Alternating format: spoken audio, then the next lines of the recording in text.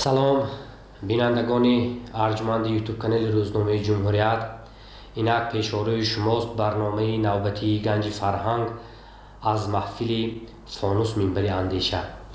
این بار دوستان عزیز ما به استودیوی خودمان دعوت کردیم یک مهمان بسیار عزیز، هنرمندی مردمی ازبکستان و تاجیکستان، مطلوبه خان ددابویeva. خوش آمدید معلم عزیز. خوشبخت باشید. صحبت رو از یک واقعی بسیار فرح بخش آغاز میکنیم. وقتی که پرزیدنت جمهوری ازبکستان شوکت میرزیویف به تاجیکستان تشریف آوردند و با پیشوای ملت محترم امومالی رحمان واخوردند و 9 مارس سال 2018 شام دوستی برگزار گردید. در همونجا شما با یک هنرنمایی بسیار عالی جناب اونجا سرود سراییده همه را مفتون خود کردید و بعد از همین برنامه شما را سرور دولت محترم امومالی رحمان با عنوان بلند هنرمند مردمی تاجیکستان قدر کردند. من میخواستم که یک لحظه وقتی که شما همین عنوان از دست پیشوای ملت قبول میکردید خودتان را چگونه احساس کردید؟ من همون روز برای شما چه اهمیت دارد کمتر صحبت میکردید؟ مرحبا.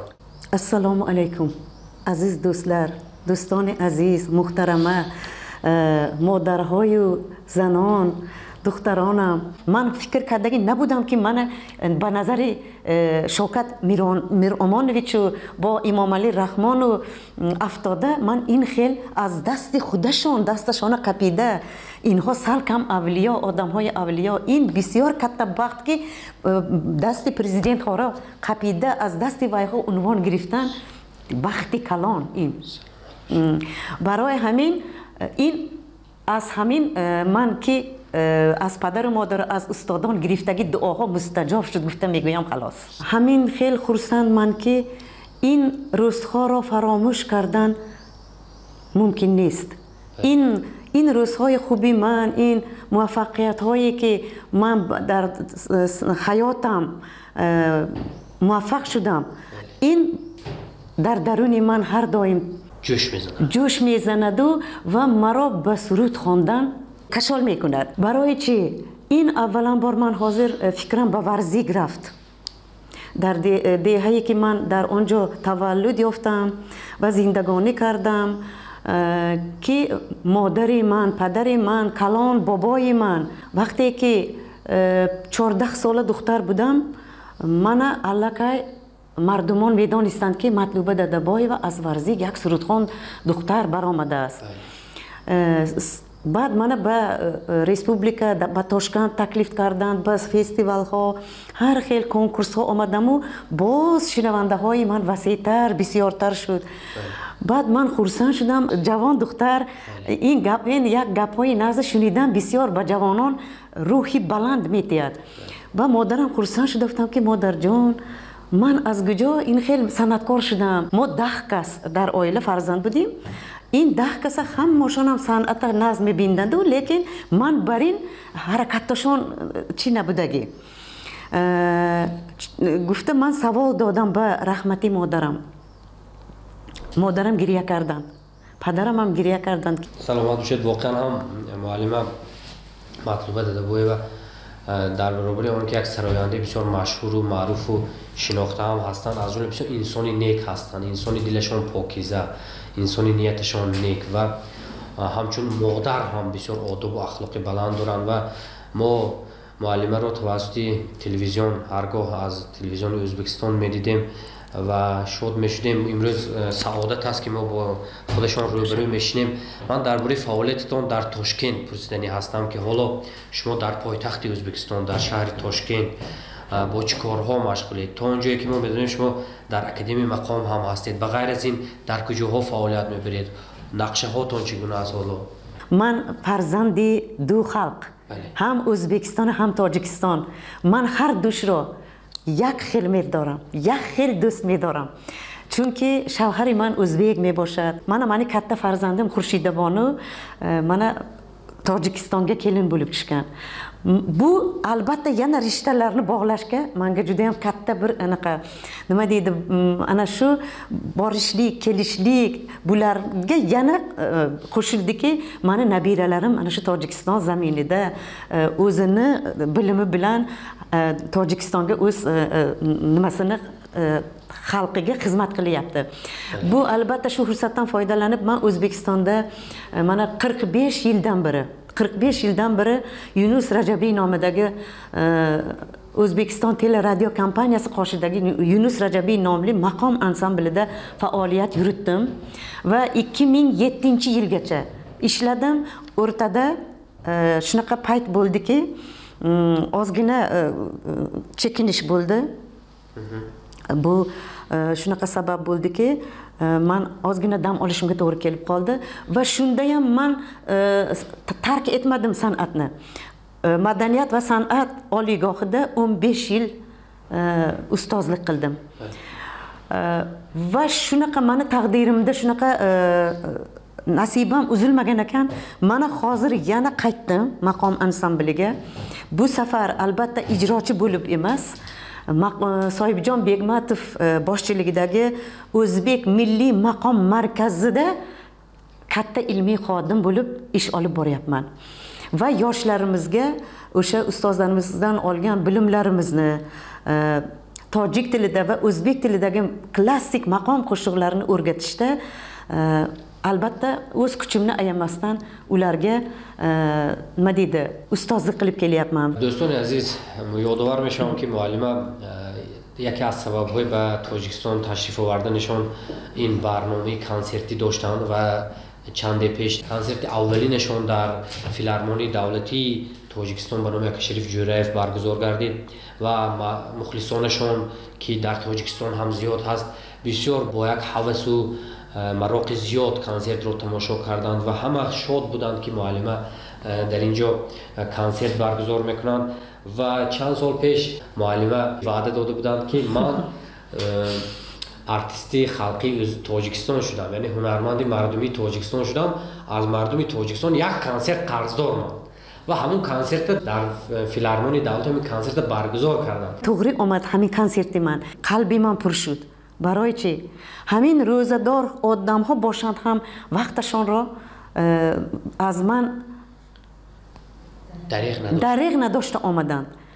این به من بسیار قوت بخشیده کرد و من سرودها را از تحت دل خوانده کمتر باشدم و اینها را خرسند دادم و به دلشان آرام دادم.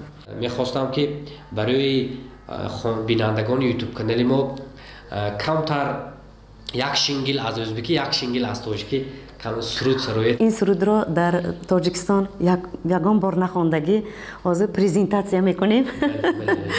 از ارمغان خصلت کجا رفتی؟ موسیقی مصطفی بفایف. گذشتیم است با غیرم، زدی آتش بداغی من، بداغی من. کجا رفتی؟ کجا رفتی؟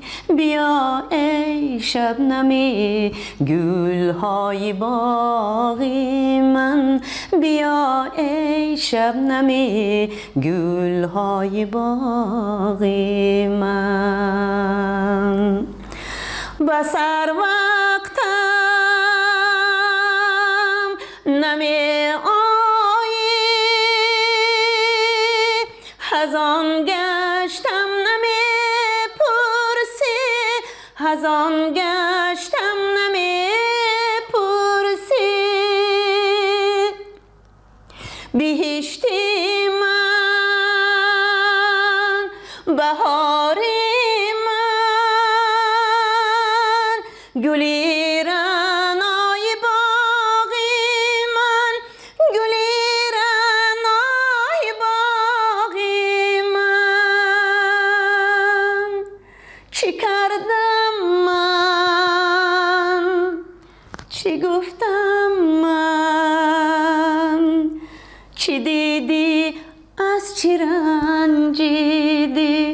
چی کردم من چی گفتم من چی دیدی از چی رنجیدی مهی من کوکبی من نوری چشمی من چراغی من مهی من کوکبی من نوری چشمی من چراغی من تکلم نه تبسم نه نگاه نه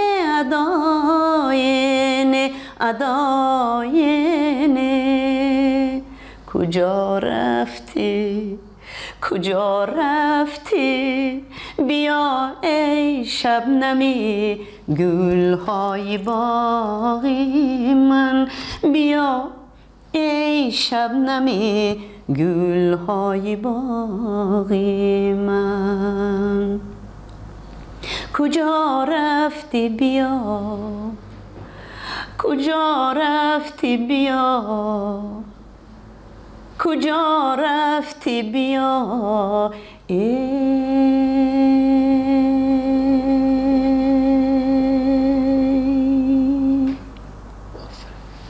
آفرین بسیار دوست می‌دارم این سرود را لیکن در هیچ جا نخواندم همین روز پرزنتاسی این سرود شد من از همین فرصت فایده میگویم که این سرود را در دوشنبه بسیار خوانم و جوانان این سرود را و قلب آنها هم در آمده رود سرودی نه سروده ولی بسیار سرودی خوب است میخواهید بار اول از این سرود لذت ببرید حتما به یوتیوب کانال ما پیوندید همسرشان تا اونجایی که ما بدونیم دایره نواز هستند نیست سرود خوان سرود مثل ما هر دو ما در یک دانشجو یک پرت شیشته خواندگی و مرا دوست داشتگی بله عشقشان هم با صنعت آمیخته است با صنعت پیوند است عشقشان و ما میخوام که درباره عائله‌شان درباره فرزنداشون دخترانشون صحبت کنند و کدام دخترتون پی شما رفت کدام فرزند شما صنعتکار شدن خواست پی پدر و مادرش رفت اولا بار درباره شوهرم گپ میزدگی باشم اگر ما هر دو ما دوست بودیم هم کورس بودیم هم کورس در یک دانشجوی 5 سال خواندگی ما و ها از شهر سمرقند کت قرغان من از نمنگان چوست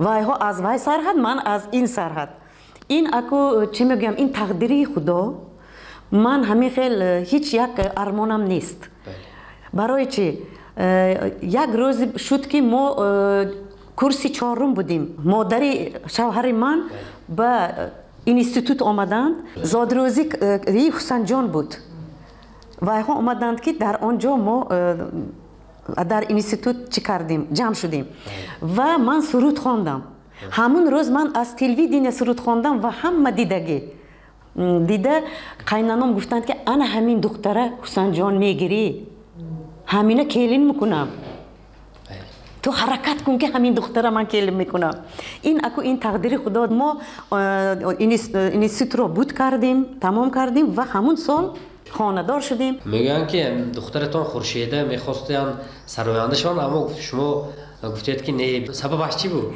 سببش که وقتی که کمتر ما در انسامبل مقام کار میکردیم این رو روس نکردن در کار اینا مردمان میدونن ما روس نکرده راست کف زدن در کار که کمتر پیش تو پرده و ماند کلاسیک کدامی که ما با کلاسیکی با راه کلاسیکی رفتیم مردمان گوش نکرده ماندن این سرودهای مقام و سرودهای خلقی و گوش نکرده با اسلوب یوروپا کمتر مشغول شده رفتن استراده و بسیارتر ارغو دادن البته دلی ما درد کرد لیکن ما همین خیلی یک با این چی یک کسل میگویند با زبان ما که ما کلاسیک کسلش ما و پولم دویم درجه شده ماند ما فقط همین با راه این پولی آوام نگفتیم این راه بگشتیم لیکن آخرش نقص شد کم نشدیم ما صبر کردیم،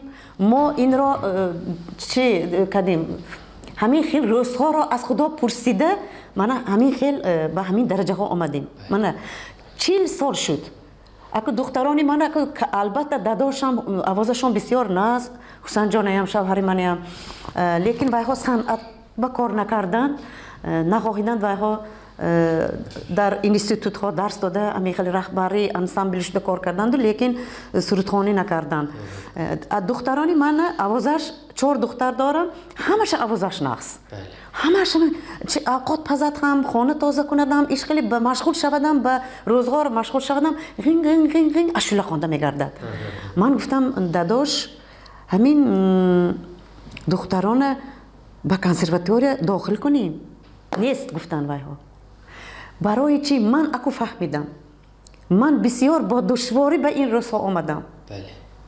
اکو وای گفتن ممکن نه اینا میفهمیدگاه ها خودش میفهمد. هم روزگار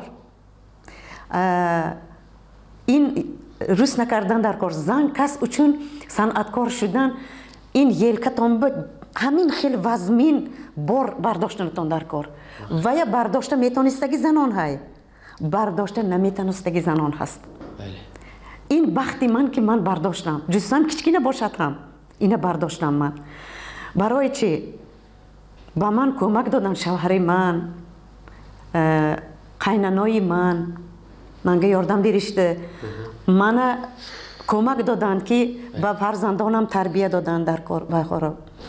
من با گسترول میروم 15 روز 20 روز، شوهرم اگر با من یاری رسانانند من آیله من ویران می شود، بچه ها سرسام می شود. این ممکن نیست.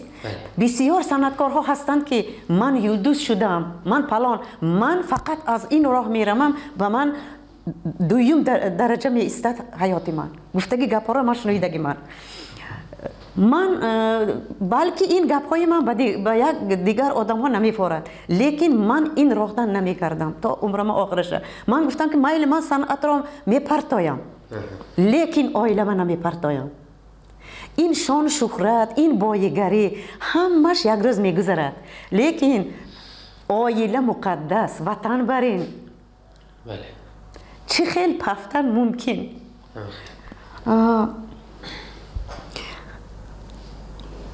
من خدا خواهد باور دارم که دختراشون نشد، پسر و فرزندای نمیره هاشون حال خدا خواهد، پسرچه ها حال خدا خواهد، چون که خون به خون میگذرد، چشم خون میشه. انا همون برای همین ما گفتیم که این دختران ما کو با من کو مادران کمک دادند، دوستانم کمک دادند، قیننام کمک دادند، شوهرم کمک دادند، لیکن همه هم این رو تغری نمیفهمد.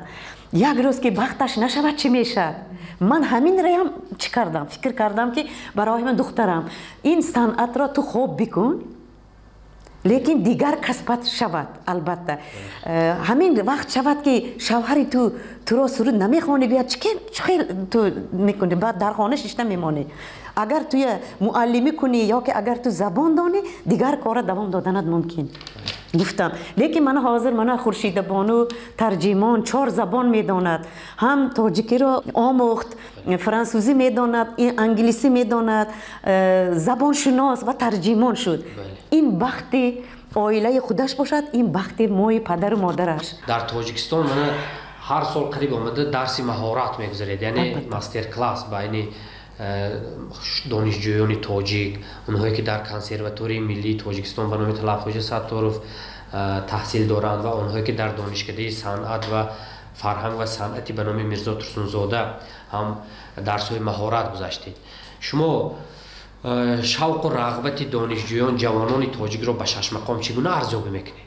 در ازبکستان هم در تاجیکستان هم جوانان بسیار مهرشان دادگی به سرودهای 6 مقام و به سرودهای خلقی خدا ما، میراث خدا ما، همین خیل از خدا دادگی، خدا داد تالنت ها بسیار. فقط وایها را تنقید نکردن در کار. اگر به فرزندانتان طوری راه نشاندید همون طوری راه میرود. اگر این را هر دایم جنگ زنید و تو آدم نمیشید، تو این خیل گفته گپ زدن گیرید، اگر همون من همین دیمک من نمیشد کم از دستم هیچ چیز نمی آید میگوید و این راختن نمیگردد. اکو مقصد ما چی؟ مقصد ما همین یاشها را، همین جوانان را با راه نقص یعنی نگاهبانی کردن در دست جوانان. این جوانان را ما که از درغه های، از افسانه های استادها همین خیلی جمع کردگی این معلومات ها را با آنها گذراندن، این فرض ما، قرض ما. حاضر یک سرودی میخوانم که از شش مقام یک کچکین شوبه را اجرا میکنم. سرخبار دوگاه ترانه 6. حالم سینگی تیب هش او تی دور تندم ای یار یمان قدم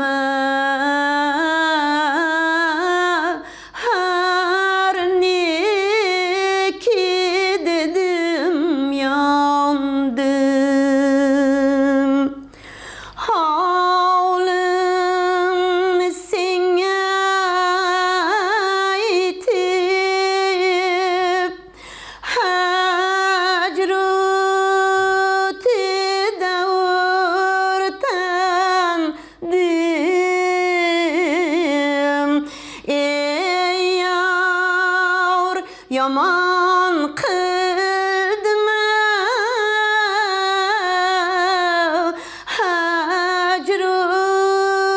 hacrutida yandım.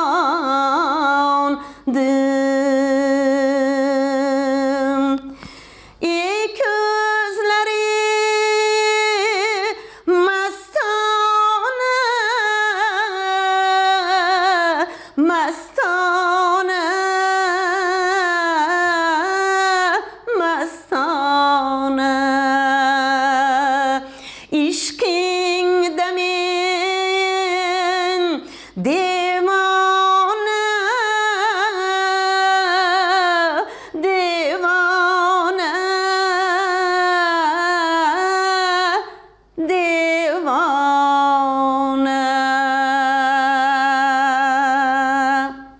بینندگان عزیز یوتیوب کانال روزنامه جمهوریت، مهمان ما بودند هنرمند مردمی ازبکستان و تاجیکستان مطلوبه خان دادابویeva. رحمت خوشبخت باشید.